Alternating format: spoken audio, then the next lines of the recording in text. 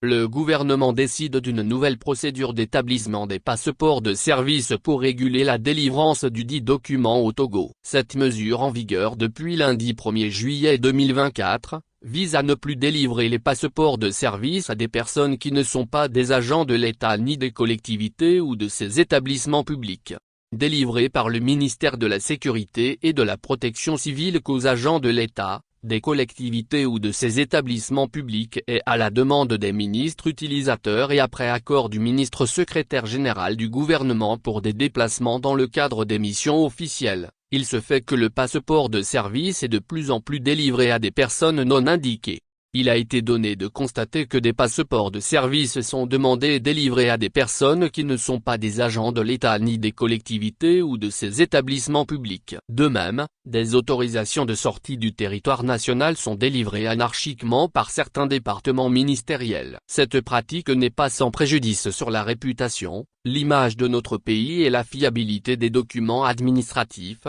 a déploré Christian Trimua, ministre secrétaire général du gouvernement. Ainsi, pour mettre un terme à ces pratiques qui exposent les agents à des sanctions prévues par la loi, M. Trimua a informé lundi 1er juillet 2024, les présidents des institutions de la République, ministres d'État, ministres et ministres délégués, de la nouvelle procédure de demande de passeport de service au Togo. Toute demande d'établissement, première demande ou renouvellement, d'un passeport de service est adressé au ministre secrétaire général du gouvernement par le ministre utilisateur de l'agent demandeur pour accord. La demande doit être motivée, notamment par la nature des fonctions, les fréquences des déplacements à l'étranger ou la prévision d'une mission en cours de préparation, leur a-t-il notifié. Pour le ministre, secrétaire général du gouvernement, la demande doit être accompagnée d'une copie de l'acte d'engagement, décret ou arrêté de nomination, ou décision d'engagement, contrat de travail ou tout autre acte en tenant lieu,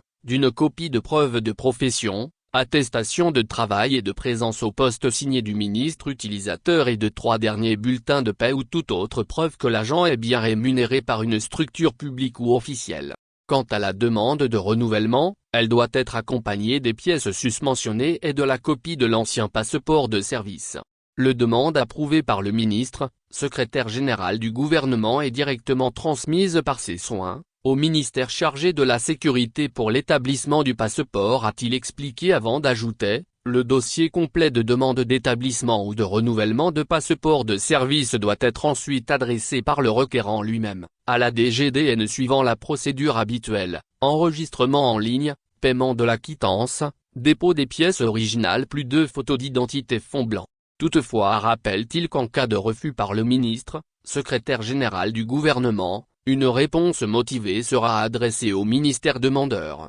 Ainsi, le passeport de service ne sera plus délivré à n'importe qui et à n'importe comment au Togo.